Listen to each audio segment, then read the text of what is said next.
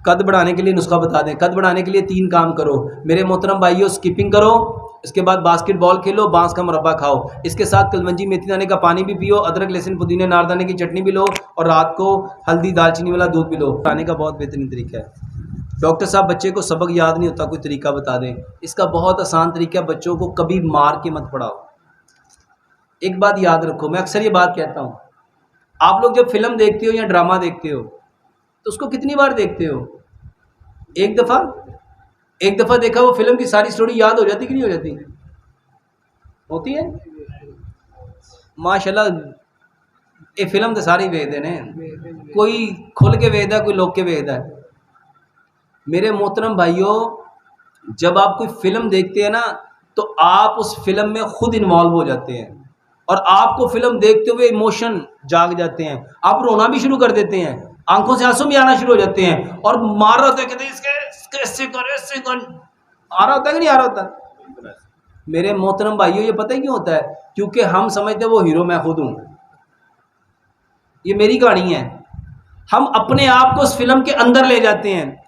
لیکن بدقسمتی یہ ہے کہ جب ہمارے بچے پڑھنے لگتے ہیں نا تو وہ کہنے پڑھ پڑھ پڑھ, وہ کہہ رہا پڑھ رہا ہی نہیں گا, اور فلانے دا منڈا وے کتنے چلا گیا, فلانا وے کتنے چلا گیا.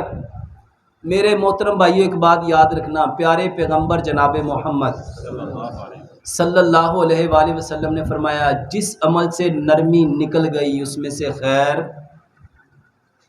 خیر. کوئی بندہ فلم سختی سے نہیں دیکھ رہا ہوتا, کوئی بندہ فلم سختی سے دیکھ, کہتا ہے او کنجرا فلم وے, بغیرتا فلم وے, کوئی ڈنڈا مار کے کہتا ہے فلم وے, کہتا ہے. فلم جب کوئی دیکھتا ہے مزے سے دیکھتا ہے.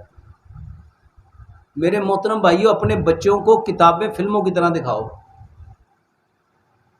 تو جے ڈنڈا پھاڑ کے انہیں پیچھے بھجو گے تو پیارے پیغمبر جناب محمد صلی اللہ علیہ وآلہ وسلم کا فرمان ہے, جس عمل سے نرمی گئی اس میں سے سچ دسو سارے دے بچے پڑھان لگے سارے کی ہوندے نے نرمی.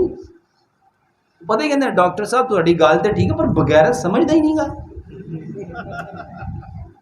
ایک گندی نسل ہے, پیو بھی انجی سی. میرے محترم بھائیو, یہ کہانی ہے کہ حقیقت ہے؟ اگر یہ بات آپ سمجھ جاؤ کہ پیارے پیغمبر جناب محمد صلی اللہ علیہ وآلہ وسلم نے تو یہ فرمایا, جس عمل سے نرمی نکل جاتی ہے اس میں سے خیر. اور ہمارے اندر سے کیا نکلا ہے؟ اپنے بچوں کے ساتھ نرمی سے پیش آؤ. واللہ سبق یاد کرانا چاہتے ہو نا, ایک مرتبہ میرے کہنے پہ سارے غصے اٹھا کے نا کچرے کے ڈبے میں ڈال دو. اس کو سبق 1 دفعہ نہیں آئے گا, 2 دفعہ نہیں آئے گا, 10 دفعہ نہیں آئے گا, 20 دفعہ نہیں آئے گا, 50 دفعہ نہیں آئے گا. ایسے ہی ہے نا, اس سے زیادہ تو کچھ نہیں ہے. پھر بھی نرمی, کیونکہ اگر نرمی چلی گئی تو خیر. اور جو عمل آپ سختی سے کرو گے تو وہ آپ کے لیے کل سختی لے کے, آج جو اپنے بچے کے برتن میں ڈال رہے ہو نا, انشاءاللہ تہاڈے واسطے بھی وہی نکلنا ہے.